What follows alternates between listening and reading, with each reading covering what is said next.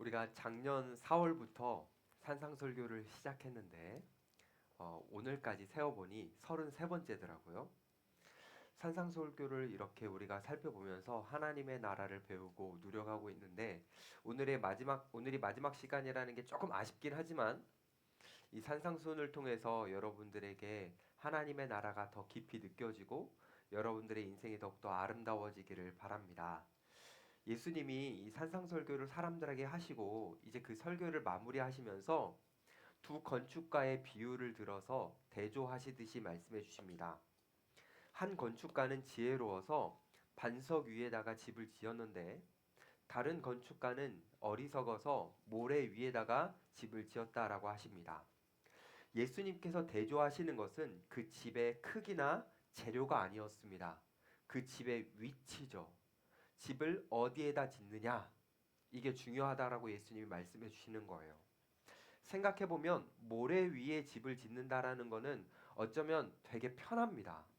왜냐하면 깊이 안 파도 되니까요. 살짝만 파도 되는데 그 살짝 파는 것도 모래는 쉽게 파집니다. 여러분 군대에서 삽질 좀 해봤죠? 땅이 딱딱하면 쉽지 않잖아요. 근데 모래 정도는 해볼만 합니다.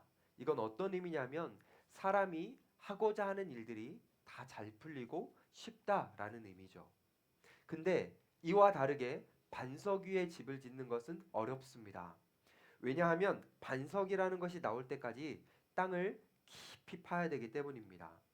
그래서 반석이 나올 때까지 땅을 깊이 파다 보면 옆에 모래 위에 집을 짓는 사람이 쳐다보면서 아니 아직도 땅을 파? 아직도 이 땅만 파고 있어? 아유 왜 그렇게 살아? 너무 기초에만 올인하는 거 아니야? 그렇게까지 할 필요 없어 라고 말을 하게 됩니다. 그런데 반석 위에 집을 짓는 사람은 그런 이야기 신경 쓰지 않아요.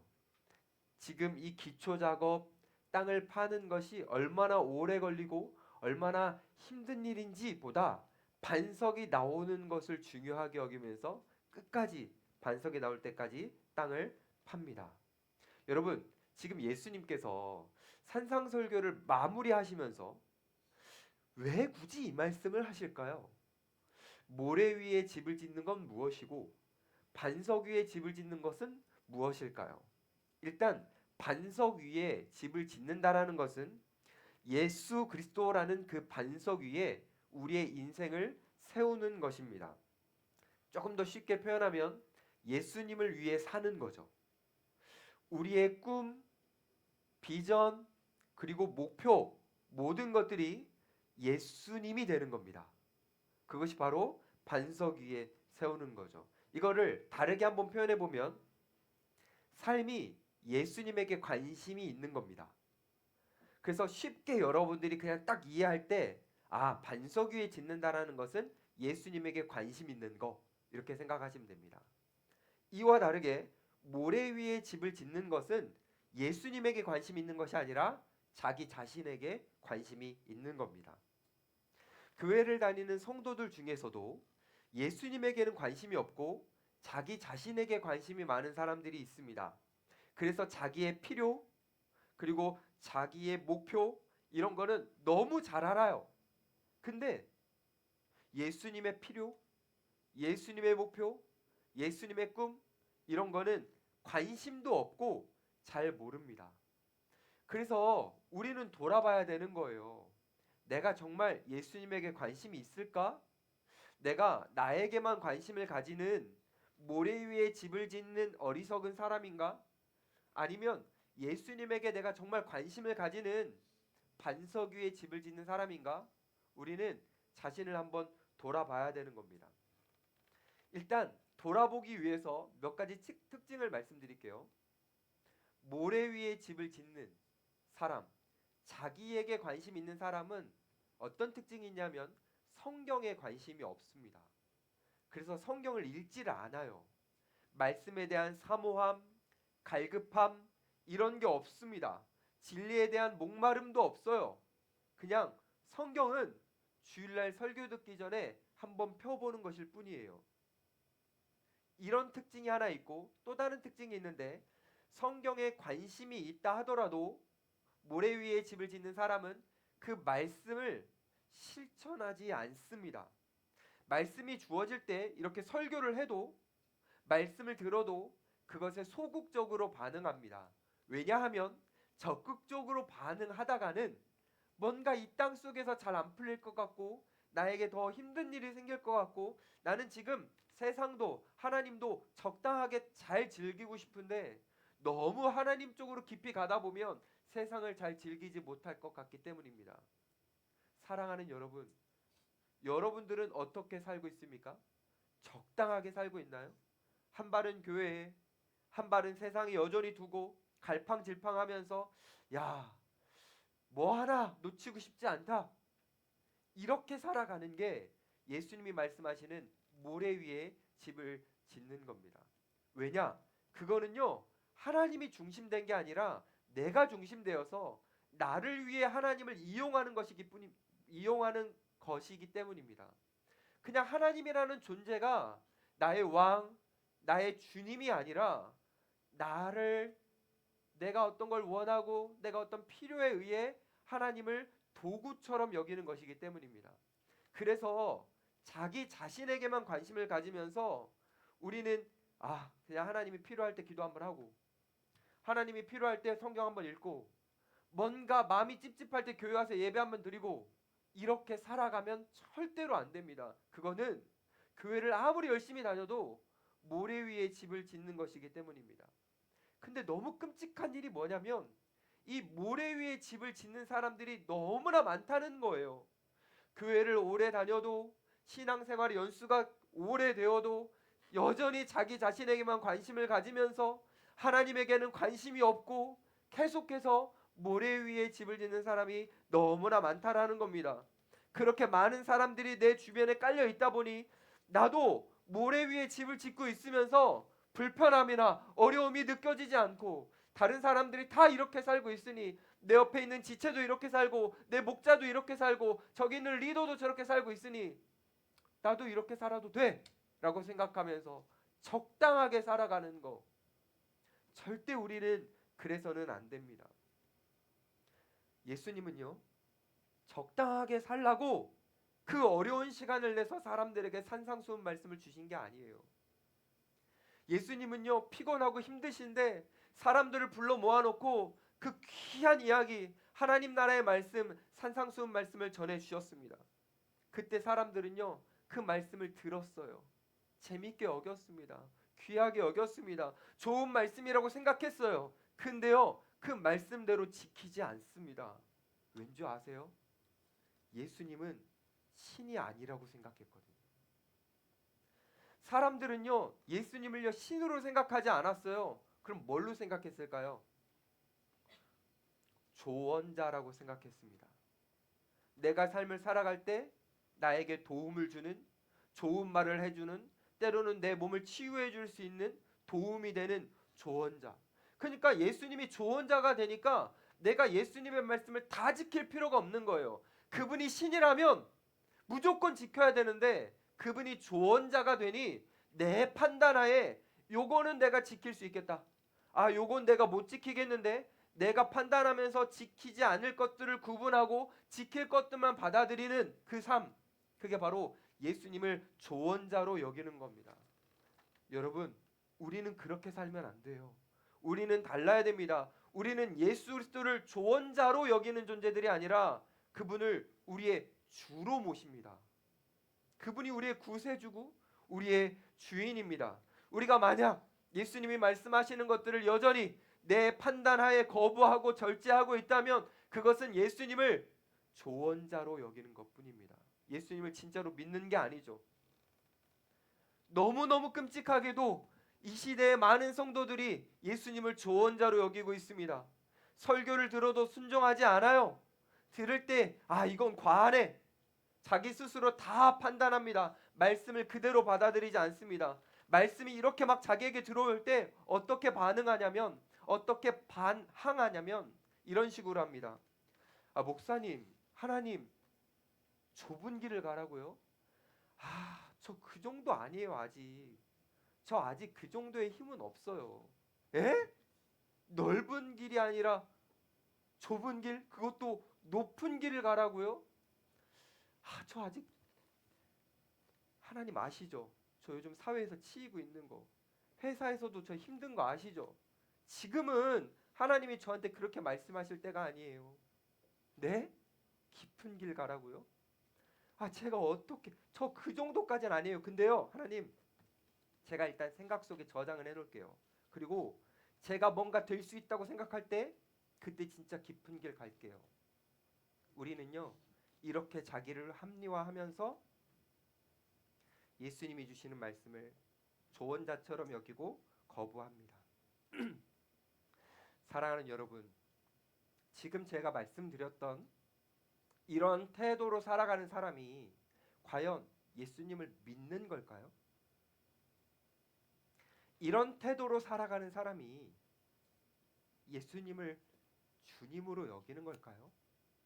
주님을 정말 따라가는 걸까요? 이거는 모래 위에 집을 짓는 거라서 한순간에, 정말 한순간에 인생이 망가지게 됩니다. 제가 목소리가 좀 안 좋죠? 물 한 모금 먹어도 될까요? 우리 가까우신 분 물을 좀 갖다 주시면 좋겠는데. 제가 원래 설교할 때 물 안 먹거든요. 근데 이러다가는 이 목소리로 계속 하다가는 여러분들 불편할 것 같아서.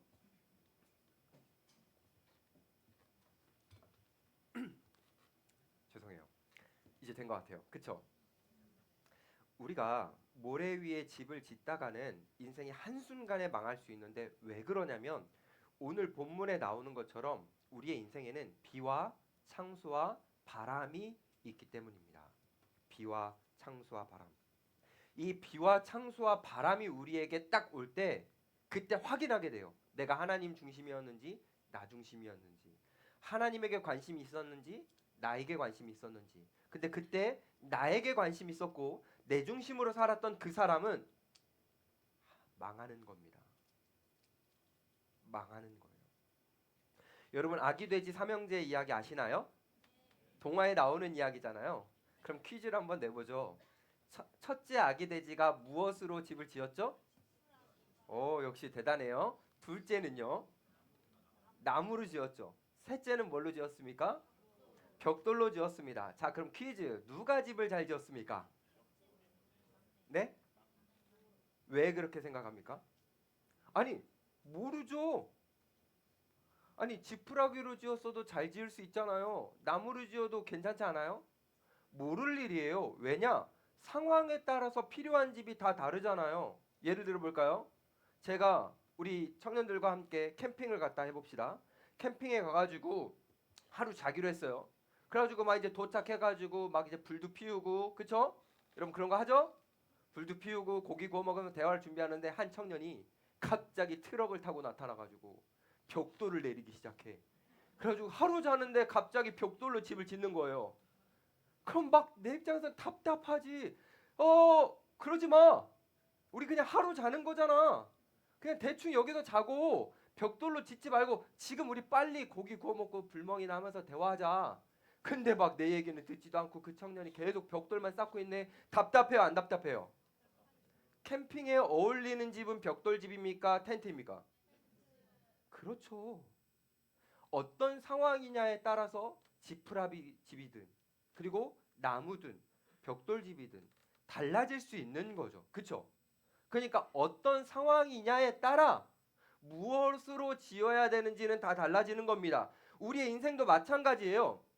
우리의 인생이 잘 살고 있는지 잘못 살고 있는지, 에너지를 낭비하고 있는지 낭비하지 않고 있는지는 어떤 상황에 의해, 다시 말하면 우리의 인생에 일어나는 변수에 의해 결정되는 겁니다. 그것 자체가, 그 재료 자체가 우리에게 결정하는 게 아니라 우리에게 다가오는 변수가 우리에게 결정을 하는 거예요. 예를 들어서 아기 돼지들에게는 늑대라는 변수가 누가 잘 지었는지를 알려주는 것처럼 우리의 인생에는 지금 본문에 나오는 바람, 창수, 비, 이것이 우리가 지금 잘 살고 있는지 낭비였는지를 확인하는 변수라서 그것 때문에 우리의 인생이 판가름이 나는 겁니다. 이 비와 창수와 바람이라는 홍수요.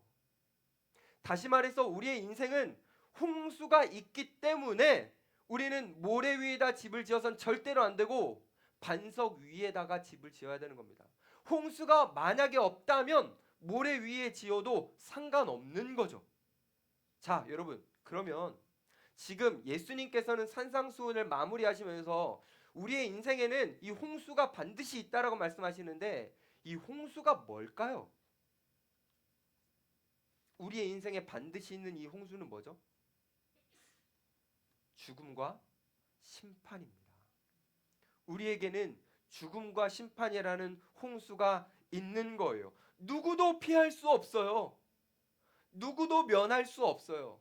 그래서 다른 사람들이, 이걸 모르는 사람들이 우리 그리스도인들 향해서 야, 왜 이렇게 힘들게 살아? 너 왜 이렇게 교회에다가 에너지와 시간을 다 낭비해? 그러지 마! 라고 말해도 우리는 그 말을 들을 수가 없는 거예요. 마치 캠핑장에 와가지고 벽돌로 혼자 쌓고 있는 사람처럼 이상하게 우리 그리스도인들은 홍수를 대비하면서 살아가는 겁니다. 우리는 예수님을 모르는 사람들과 다르게 살 수밖에 없는 거예요. 근데요, 우리 성도들 중에서도요, 죽음과 심판이 있다라는 것을 알지만 그게 가까이 있다고 생각하지 않는 사람들이 많아요. 내가 죽을 거야 라는 건 아는데 한 60년 뒤에, 아주 먼 날 뒤에, 그때 자기가 죽을 거라고 여기는 분들이 있어요. 여러분은 언제 죽을 것 같습니까? 아무도 모르지 않습니까? 어쩌면 우리가 이렇게 웃으면서 오늘 보다가 내일 못 만날 수도 있는 거예요. 하나님이 우리를 언제 부르실지 모르거든요. 우리는 그래서 지금 당장 홍수를 준비해야 되는 겁니다. 여러분, 이스라엘이라는 땅을 가보면요, 되게 신기한 땅이에요. 왜냐하면 땅들이 막 쩍쩍 갈라지듯이요 말라 있어요. 근데요, 우기가 시작될 때요, 비가 한번 쫙 내리잖아요. 그러면요, 이 땅이요 막 풀밭으로 변하고 막 꽃밭으로 변하는데요, 그것만이 아니라 비가 한번 딱 쏟아지면 갑자기 땅들이 변해가지고 막 강이 돼요. 막 물이 막 쭉쭉쭉쭉 막 흘러갑니다. 근데 이 비가 오는, 그래서 비가 와서 강이 되는 그 길목에다가 마른 땅이라고 해가지고 집을 지어놓은 사람은요, 실제로 그 비가 한번 내리면 휩쓸려 가게 되어 있습니다.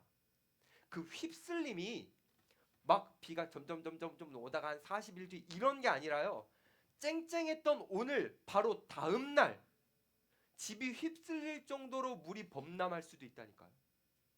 그 기후를 알고 있는 유대인들을 향해서 예수님이 말씀하시는 거예요. 홍수가 오는데 언제 올지 모른다라는 거죠. 우리의 인생도 마찬가지 아닙니까? 우리 지금 건강하고 지금 우리 괜찮은 것 같아 보여도 어찌합니까? 우리의 인생에 갑자기 죽음과 심판이 다가올지 우리는 모르는 거 아닙니까?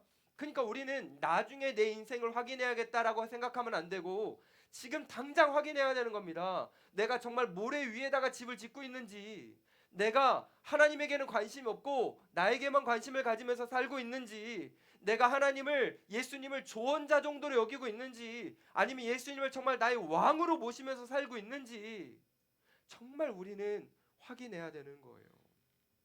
저는 우리 청년들이 정말 확인했으면 좋겠어요. 그래서 이제 자기가 반석 위에 집을 짓고 있는지 확인하는 방법을 조금 더 구체적으로 말씀드리겠습니다.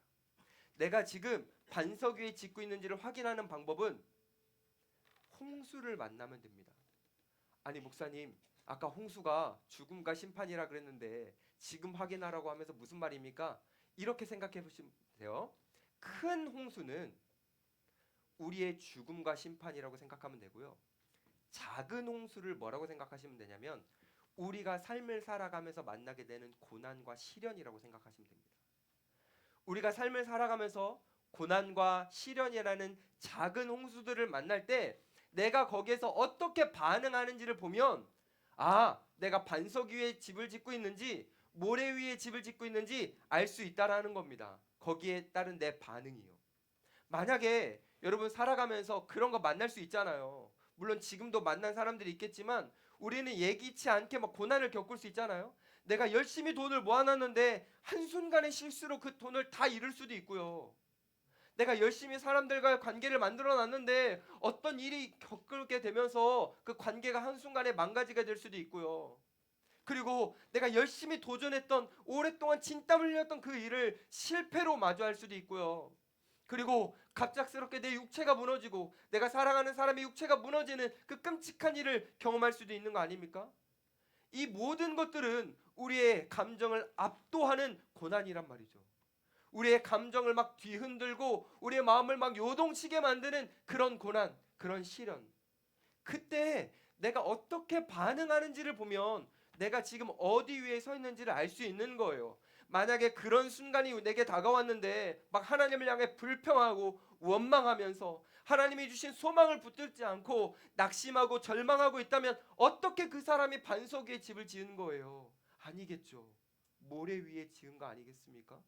근데 그런 고난과 어려운 순간 속에서도 정말 흔들리지 않고 믿음으로 소망을 붙들면서 하나님을 향해 있다면, 하나님 중심으로 살아가려고 몸부림치고 있다면 그 사람은 반석 위에 있는 거 아니겠습니까? 그 사람은 견고한 믿음을 가진 겁니다. 저는 이렇게 생각해요. 믿음이라는 것은 평안할 때보다 고난 속에서 더 잘 확인할 수 있다. 내가 막 열심히 사는데 막 뜻대로 되지 않을 때, 그때 내 입에서 뭐가 나오는지를 보면 그럼에도 불구하고 감사하고, 그럼에도 불구하고 하나님을 찬양하고, 그럼에도 불구하고 내가 더욱더 사랑하려고 하고, 내가 이 산상수훈 말씀 속에서 벗어나지 않으려고 몸부림치고, 그게 진짜 실력이 좋은 겁니다. 이렇게 한 번만 생각해 보세요. 중요한 포인트라서. 여러분 이렇게 한번 생각해 보세요. 내가 이렇게 서 있는데 작은 고난이 밀려와요. 몸이 아플 수도 있고 관계적으로 어려울 수 있죠. 이 작은 홍수가 나에게 이렇게 밀려오는데 내 신앙이 이 작은 홍수도 버티지 못한다면 어떻게 죽음이라는 거대한 홍수를 내 신앙이 보호할 수 있겠냐라는 거죠.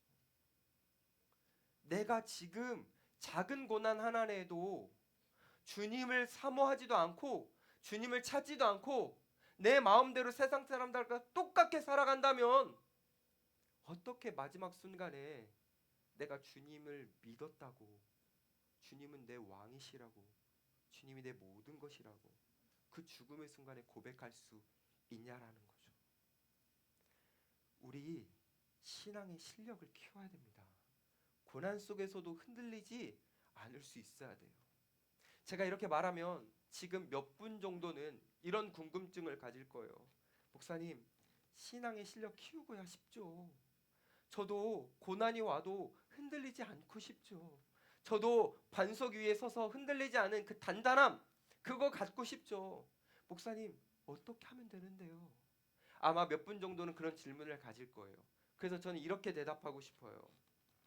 주님께 인생을 드리세요. 그게 답이에요. 주님께 인생을 드리면 어떤 일이 벌어지는지 아십니까? 내가 몸이 아파도 주님 거예요. 내 몸이. 내가 뭐 문제 실패해도 내 인생 주님 거예요.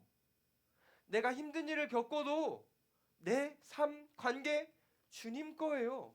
주님 것이기 때문에 주님이 주시는 평강이 임해요. 주님이 주시는 자유함이 와요.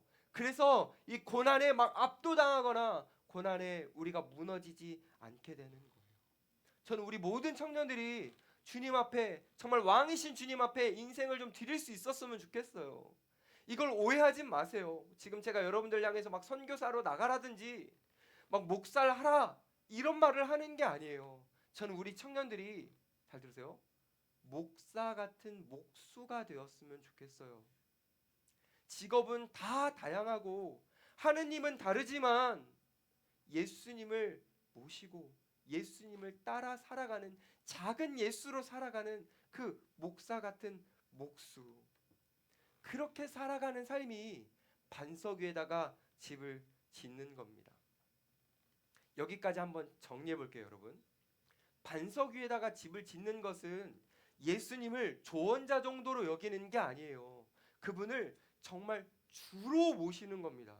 그분이 나의 인생의 주인공이고 그분이 나의 인생의 왕이셔서 그분을 주로 고백하면서 사는 거예요. 이걸 어떻게 설명할 수 있냐면 반석이 나올 때까지 땅을 깊이 파는 거예요.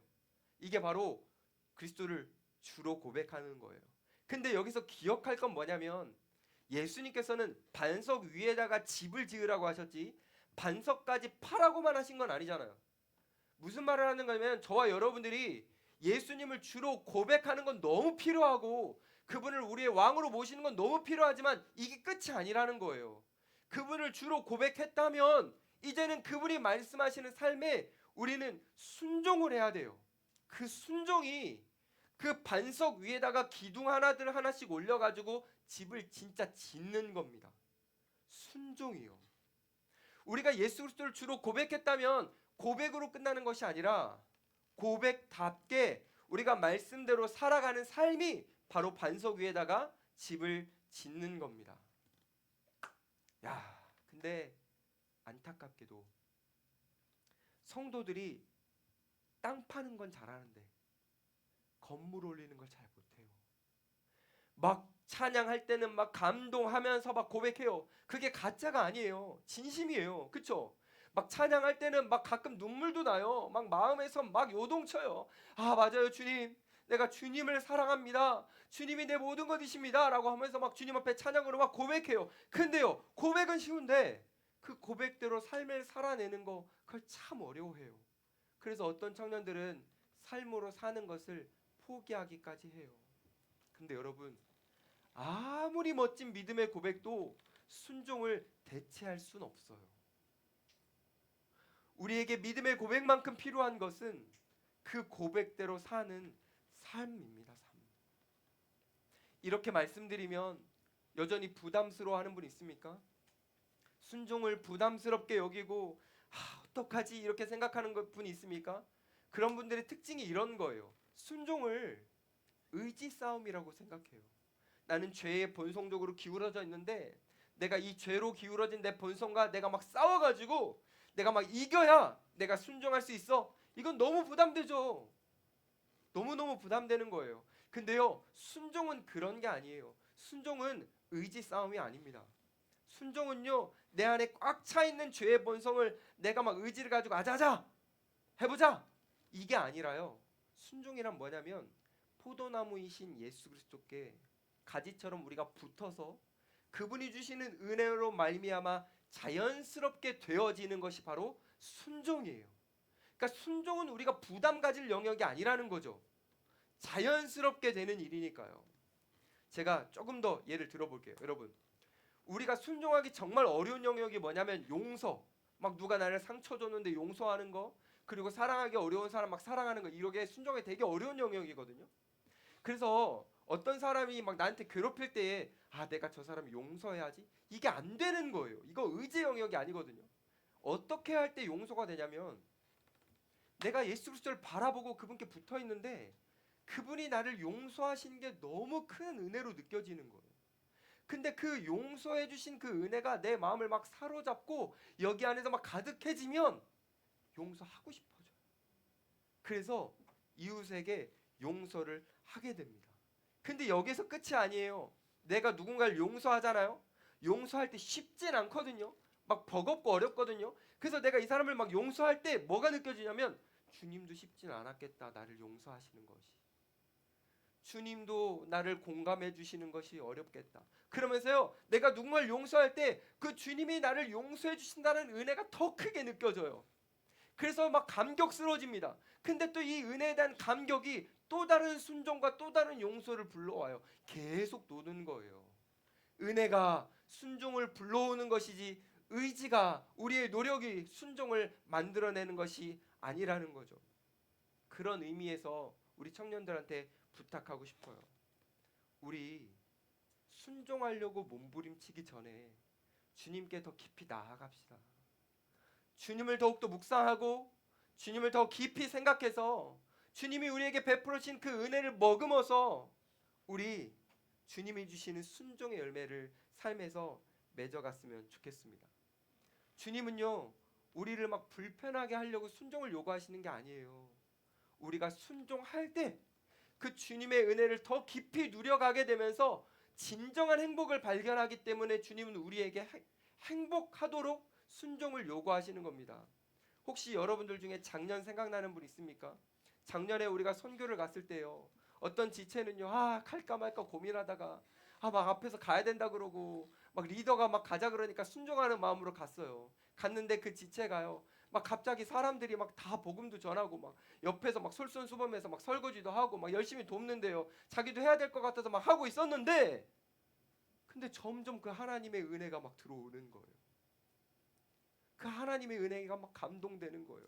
그래서 원래는 이렇게 설거지가 행복하지 않았는데 설거지하면서 행복을 느낀다라는 거예요.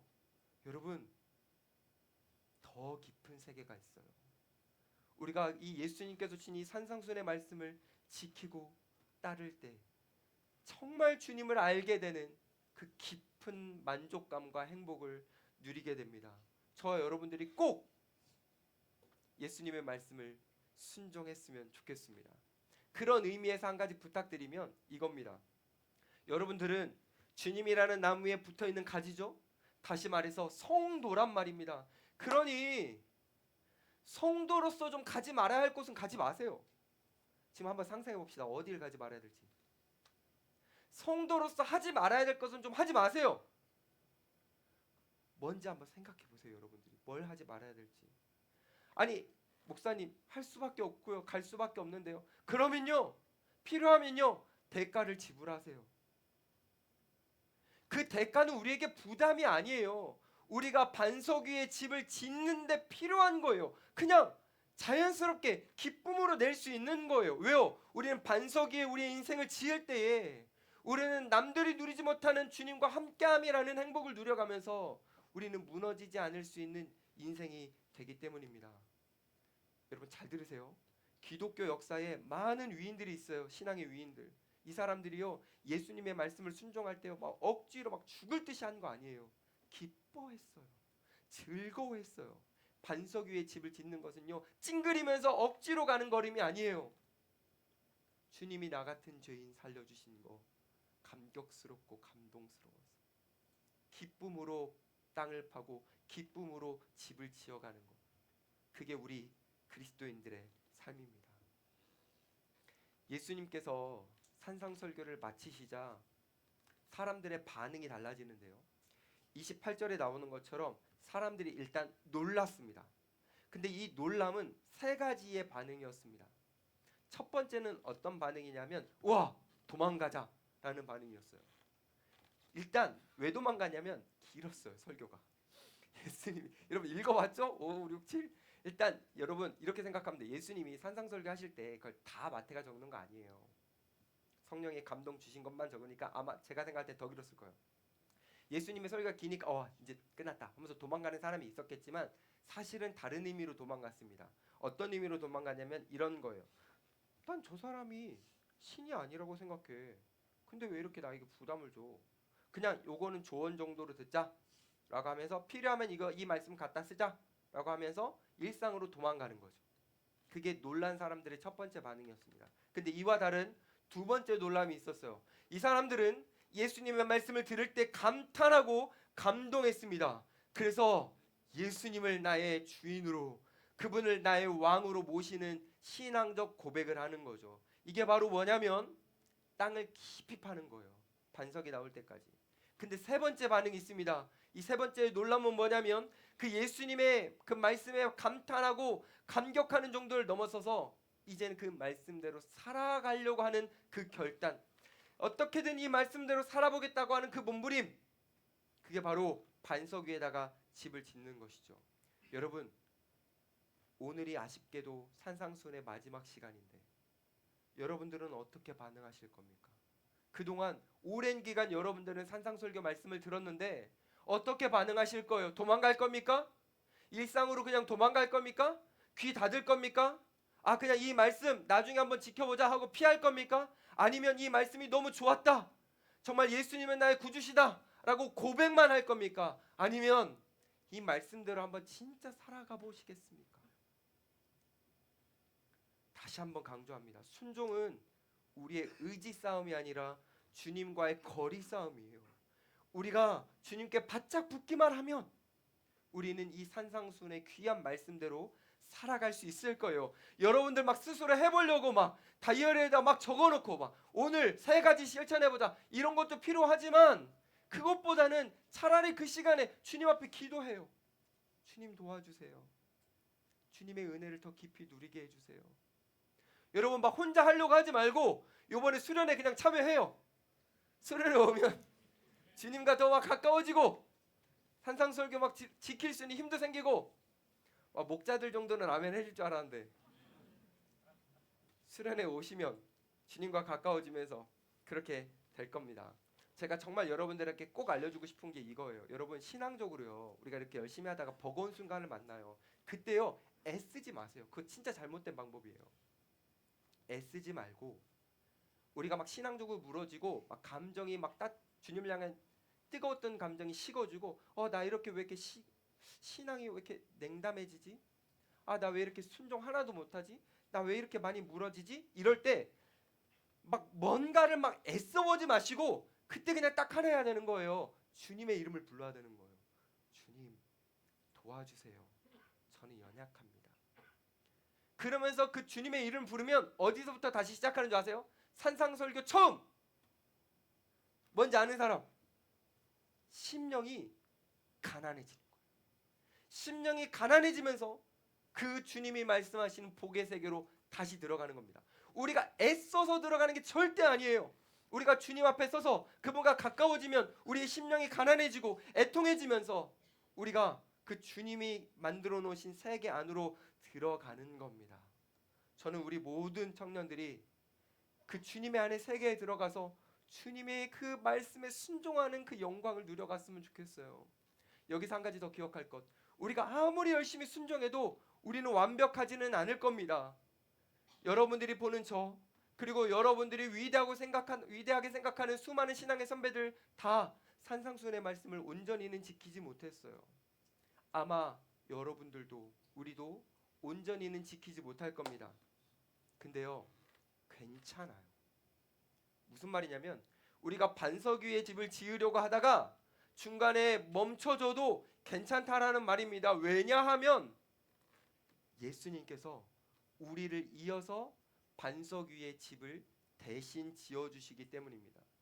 우리가 순종을 완벽하게 못했어도 주님이 우리를 대신해 순종을 완벽하게 하심으로 우리의 인생을 책임지시며 우리를 찬양으로 불렀던 것처럼 정금과 같은 인생, 우리가 정말 그리스도께까지 자라가는 그 놀라운 인생, 주님이 우리의 인생을 그렇게 만들어 가실 겁니다. 그러니 우리는 부담을 가지면 안 돼요. 완성이라는. 우리는 그냥 그 완성에 너무 마음 쓰지 마시고 그냥 주어진 삶에서 하나하나 주님 생각하고 주님 붙들면서 하루하루를 살아내면 되는 겁니다. 이제부터 예수님이 우리의 집을 완성해 주시기 위해서 어떤 일을 하셨는지 나누고 마칠 거예요. 우리가 반석이라는 기초 위에 집을 짓다가 우리가 완성하지 못했을 때 주님이 우리 대신 우리의 집을, 우리의 인생을 완성해 주시기 위해서 예수님께서 하늘에서 우리 가운데 오셨습니다. 여러분 이거 한번 잘 생각해 보세요. 수련회 때 좀 깊이 다룰 건데 하늘에 계셨던 분이 지금 우리가 보고 있는 저 파란 하늘이 아니라 우주 넘어 우리가 상상할 수 없었던 그 영광스러운 곳에 계셨던 그분이 우리의 집을 완성해 주시기 위해서 인간의 모습으로 오시는데 인간의 모습으로 오시기까지 얼마나 많은 것들을 포기했는지 아십니까? 얼마나 많은 것들을 내려놨는지 아십니까? 내려놓고 또 내려놓고 하늘의 모든 권세를 가지신 그 주님께서 다 내려놓고 인간의 모습으로 오셔서 어떤 직업 가지셨는지 아십니까? 목수를 하셨습니다. 잘 보세요. 예수님은요 목수 안 해도 돼요. 예수님은요 말씀 한마디로 이 세계를 움직일 수 있는 신입니다. 근데 그분이요 땀 뻘뻘 흘리면서 나무를 치십니다. 그분이요 땀 뻘뻘 흘리면서요 나무를 자르십니다. 왜요? 예수님 왜 그러셨을까요? 이거 누가 봐도 낭비 아닙니까? 하나님이신 분이 왜 인간의 모습을 입고 이 땅에 오셔서 왜 못질이나 하시고 왜 나무를 썰고 계시는 거죠? 이건 너무 낭비잖아요. 근데 예수님은요, 그 낭비 같은 모습으로요, 나무로 집을 지으세요. 그 하늘의 영광 다 내려놓으시고요, 예수님이 우리의 인간의 집을 이어서 지어주시려고 인간이 되어주셔서 예수님이 목수를 하셨다니까요. 이뿐만이 아니에요. 목수를 하시던 이 예수님이요, 어디로 가십니까? 십자가로 가시죠. 제가 나중에 여러분들과 이 목수이신 예수님에 대해서 다룰 수 있으면 너무 좋겠는데 지금 한번 1분만 다뤄볼까요? 오케이. 뭐 그렇게 원하는 것 같지는 않지만 예수님이 공생에 시작하시기 전에 목수로 사셨는데 뭐 만들었을 것 같습니까? 퀴즈. 예수님은 힌트. 예수님 가난했어요. 예수님 뭐 만들었을 것 같아요? 조금 더 힌트를 드릴까요? 이스라엘은 돌이 많은 지역이라서 나무가 귀합니다. 나무를 갖고 올 때는 백향목, 좋은 거 갖고 옵니다. 그걸 다룰 수 있는 기술자들은 부자입니다. 가난한 목수는 백향목을 다룰 수가 없어요. 자, 그러면 다 돌집인데 대부분 예수님은 어떤 나무? 왜? 목수로 무슨 일을 하셨을까요? 감히 추측하건대 예수님은 십자가에 달리는 그런 나무 만드셨을 겁니다. 다시 말해서 예수님은 자신이 매달릴 십자가를 만드는 거죠. 알면서 죽으려고요. 왜요? 왜 예수님이 그렇게 하셨죠? 우리의 인생에 홍수가 있거든요. 누구도 이걸 막을 수 없거든요. 그 홍수를 누구도 거스릴 수 없거든요. 그래서 예수님이 나무를 만드시고 집처럼 그 십자가 나무 위에 만드셔서 예수님이 달리시는 거예요. 왜 예수님이 이렇게 달리셨는지 아십니까? 홍수를 막는 거예요. 우리 인생에 물밀듯이 다가오는 그 죽음과 심판이라는 그 홍수를 예수님이 십자가에서 두 팔 벌려서 막아주시는 거죠. 이 사람, 이 반석 위에 지은 사람, 내 위에서 인생을 사는 이 사람들, 나를 믿는 이 영혼들은 홍수가 건드릴 수 없다라는 거죠. 예수님은요, 십자가 위에서요, 우리에게 다가올 모든 홍수를 다 막아주십니다. 그리고 그 죽으심과 부활하심으로 말미암아 홍수 너머의 삶, 그 영광스러운 영원한 생명을 우리에게 선물해 주시는 거죠. 그 생명을 주시는 예수님께서 여러분들에게 이렇게 말씀하십니다. 사랑하는 자야, 너희들은 모래 위에 집을 지으면 안 된다. 모래 위에 집을 지으면 그거는 한순간에 무너진다. 너는 말씀에 순종함으로 반석 위에 지어라. 아, 알아. 너 실수하는 거 알아. 너 실패해도 괜찮아. 너 순종하다가 버거워서 잠시 쉬는 것도 괜찮아. 그래, 근데 있잖아, 포기는 하지 마. 내가 너와 함께 할게. 내가 너를 이어서 지을게. 너의 유한한 삶으로 지을 수 없는 그 인생을 내 무한한 은혜로 대신 지어줄게. 나와 함께 하자. 주님이 우리에게 이렇게 말씀하십니다. 사랑하는 여러분, 제가 이 산상수훈 설교를 마무리하면서 일주일 동안 고민했어요. 이게 끝나니까 너무 아쉽기도 하고요.